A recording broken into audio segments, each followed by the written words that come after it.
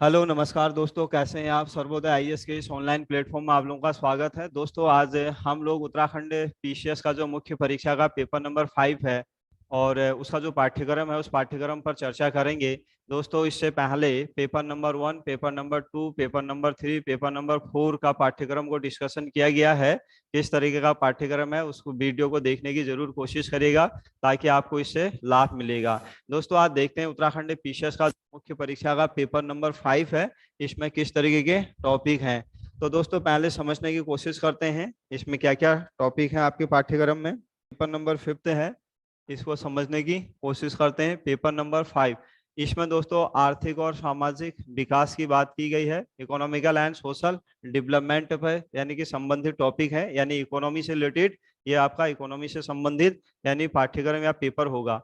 इसमें जो है दोस्तों टाइम, इसमें भी आपको 3 घंटे का समय मिलेगा। जो टाइम मिलेगा इसमें ये 3 आवर्स का टाइम मिलेगा और इसमें जो नंबर टोटल जो मेंशन किए गए हैं ये 200 नंबर का पेपर होगा आपका और 3 घंटे के अंदर आपको सॉल्व करना होगा।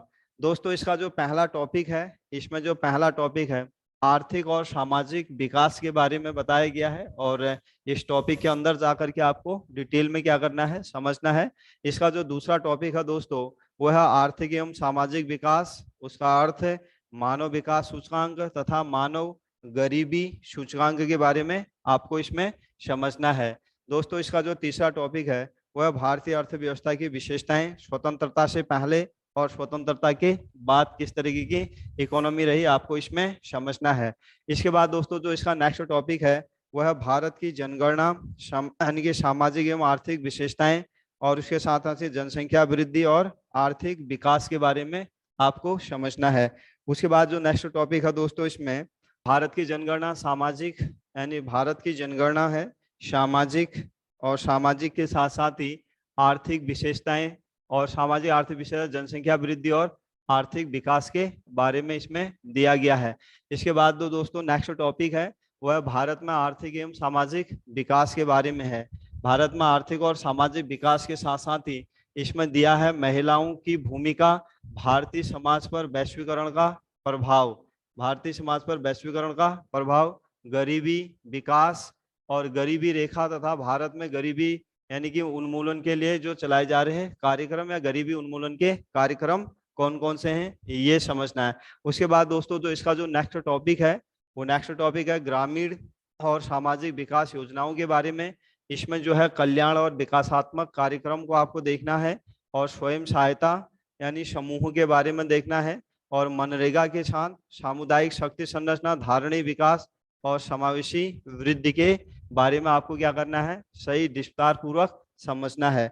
उसके बाद दोस्तों जो नेक्स्ट इसमें टॉपिक है वो राष्ट्रीय आय मापन और संरचना, राष्ट्रीय आय मापन एवं उसकी क्या संरचना है। उसके बाद जो है भारत में क्षेत्रीय आय यानी कि विषमताएं और उसके साथ साथ ही इन्हें दूर करने के लिए सरकारी क्या प्रयास किए जा रहे हैं, क्या सरकारी प्रयास और भारतीय कृषि और उद्योगों से संबंधित टॉपिक है। दोस्तों इसके बाद जो नेक्स्ट टॉपिक है इसमें उस भारतीय आर्थिक विकास में कृषि की भूमिका या कृषि भूमिका यानी कृषि की क्या भूमिका है, कृषि उद्योग और सेवा क्षेत्रों के साथ अंतर संबंध आपको इसमें देखना है। उसके साथ देखना है कृषि की समस्याएं, भूमि सुधार लैंड रिफॉर्म जो है और उसके बाद मृदा की उर्वरता यानी कि शाख पूर्ति, नाबार्ड, कृषि आर्थिक विकास सहायताएं और उसके साथ साथ ही न्यूनतम समर्थन मूल्य यानी न्यूनतम समर्थन मूल्य जिसे एमएसपी कहते हैं, इसके बारे में भी आपको क्या करना है, समझना है। उसके साथ साथ ही जो दोस्तों नेक्स्ट टॉपिक है सार्वजनिक वितरण प्रणाली पीडीएस जिसे बोलते हैं पब्लिक डिस्ट्रीब्यूशन सिस्टम, इसका उद्देश्य, इसका कार्य और खाद्य सुरक्षा के बारे में, फूड सिक्योरिटी के बारे में। इसके बाद दोस्तों इसका जो नेक्स्ट टॉपिक है वो नेक्स्ट टॉपिक है आपका औद्योगिक विकास और संरचना, सार्वजनिक निजी संयुक्त क्षेत्र, औद्योगिक रुग्णता और सूक्ष्म लघु यानी सूक्ष्म लघु एवं मध्यम उद्यमों का महत्व और महत्व के साथ साथ ही आपको देखना है आर्थिक विकास और सार्वजनिक निजी साझेदारी और प्रारूप के बारे में भी आपको क्या करना है, समझना है। उसके साथ ही औद्योगिक विकास में विदेशी पूंजी एवं बहुराष्ट्रीय नियमों की भूमिका क्या है और उसके साथ साथ ही नई आर्थिक नीति का कृषि उद्योग एवं विदेशी व्यापार पर क्या प्रभाव या प्रभाव ये समझना है आपको। उसके बाद दोस्तों इसका जो नेक्स्ट टॉपिक है, नियोजन एवं विदेशी व्यापार से संबंधित बातें हैं, नियोजन और विदेशी व्यापार। और इसमें साथ साथ ही दोस्तों आपको देखना क्या है, 1951 के पश्चात भारत में नियोजन यानी कि उद्देश्य और उद्देश्य के साथ उपलब्धियां, बाजार आधारित एवं नियोजित अर्थव्यवस्थाएं, और साथ में देखना है एक तुलनात्मक दृष्टिकोण देखना है, भारत का विदेशी व्यापार, मात्रा, संरचना, दिशा यानी संरचना और दिशा के बारे में, निर्यात, संवर्धन एवं आयात प्रतिस्थापन यानी कि जो नीति है उसके बारे में, और उसके साथ ही भुगतान संतुलन देखना है, आयात और अवमूल्यन के बारे में देखना है। साथ ही दोस्तों इसमें जो है विश्व व्यापार संगठन, बौद्धिक संपदा अधिकार के पहलुओं से संबंधित व्यापार यानी कि ट्रिप्स और ट्रम्प्स वाला जो कॉन्सेप्ट है, ये भी आपको क्या करना है यहाँ पर, यानी ट्रिप्स और ट्रम्प्स ये दोनों आपको समझने हैं। और विश्व बैंक, अंतर्राष्ट्रीय मौद्रिक कोष IMF, और साथ ही एशियाई विकास बैंक ADB के बारे में भी आपको क्या करना है, समझना है। उसके बाद दोस्तों इसमें जो है सार्वजनिक वित्त एवं मौद्रिक प्रणाली के बारे में देखना है, और साथ ही साथ इसमें राज्य एवं केंद्र सरकारों की आय के स्रोतों के बारे में भी आपको क्या करना है, समझना है।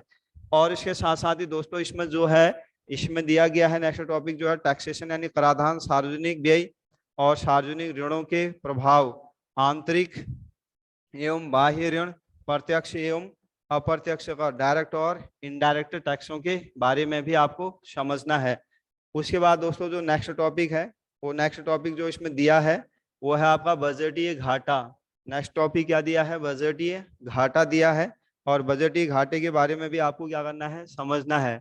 और बजटीय घाटे में जो टॉपिक दिए हैं इसमें, वो टॉपिक है पहला, यानी बजटीय घाटे के अंदर हम जाएं तो बजटीय घाटे में जो है, पहला बजटीय घाटे के अंदर राजस्व, प्राथमिक एवं राजकोषीय और राजकोषीय उत्तरदायित्व एवं बजट प्रबंधन अधिनियम के बारे में। उसके बाद है राजकोषीय नीति, केंद्र राज्य वित्तीय संबंध है और अद्यतन वित्त आयोग, और साथ ही है आपका मौद्रिक प्रबंधन अधिनियम, और उसके साथ ही राजकोषीय नीति, शाख निर्माण एवं शाख नियंत्रण। उसके साथ ही है भारतीय मौद्रिक प्रणाली, और भारतीय मौद्रिक प्रणाली में जो है इंडियन मॉनेटरी सिस्टम में जो है उसमें जो टॉपिक मेंशन किया है साथ में, उसको दिया है आपका भारतीय यानी रिजर्व बैंक और RBI के साथ साथ और व्यापारिक बैंकों की भारतीय अर्थव्यवस्था में क्या भूमिका है, इसके बारे में दिया है। इसके बाद दोस्तों जो आपका सेकंड पेपर है, थर्ड पेपर है, फोर्थ पेपर है, फिफ्थ पेपर है, इन सभी में आपका क्या है, उत्तराखंड भी यानी कि मेंशन किया गया है। तो आपका जो फिफ्थ नंबर का पेपर है इसमें कुछ टॉपिक उत्तराखंड के भी दिए गए हैं, और क्या क्या टॉपिक उत्तराखंड के हैं इन्हें भी समझने की कोशिश करते हैं।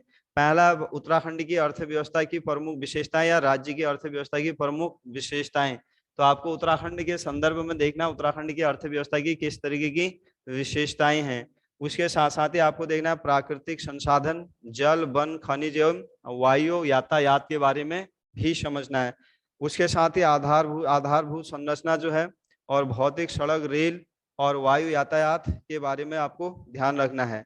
और उसके बाद संस्थागत के अंदर बैंक, स्वयं सहायता समूह और स्वयं सहायता समूह के साथ शिक्षा, ऊर्जा, संचार और स्वास्थ्य आदि के बारे में भी समझना है।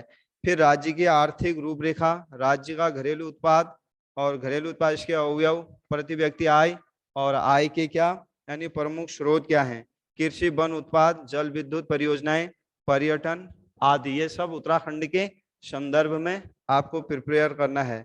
उसके बाद दोस्तों इसका जो नेक्स्ट टॉपिक है इसी में औद्योगिक विकास के बारे में, इसमें समस्याएं एवं संभावनाएं क्या क्या हैं, और उसके साथ साथ ही आपको देना है वृहद, मध्यम, लघु एवं कुटीर उद्योगों के बारे में भी समझना है। फिर देखना आर्थिक नियोजन, उसके बाद राज्य नियोजन संबंधी चुनौतियां, राज्य योजना आयोग के बारे में। फिर है राज्य की प्रमुख समस्याएं जो हैं, राज्य की कौन सी समस्याएं, विशेषकर आर्थिक समस्याएं। इसमें दिया है प्राकृतिक आपदाएं, प्रवसन के बारे में दिया है। प्रवसन का मतलब होता है माइग्रेशन जो है, उसके साथ ही प्रवसन के साथ ही आपका दिया पर्यावरणीय ह्रास के बारे में, और पर्यावरणीय ह्रास और परिवहन एवं यानी कि संचार सुविधाओं के बारे में, और संचार सुविधाओं का विकास आदि के बारे में। कल्याणकारी कार्यक्रम भी देखना है, महिला सशक्तिकरण, मनरेगा, सैनिक कल्याण और पुनर्वास आदि के बारे में देखना है।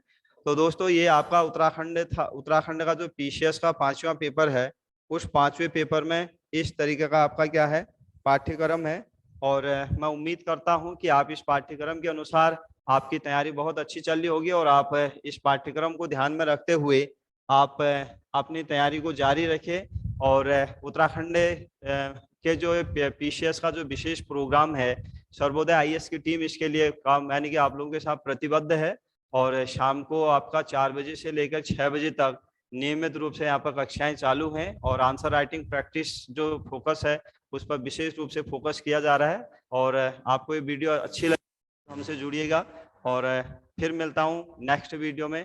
तब तक के लिए थैंक यू।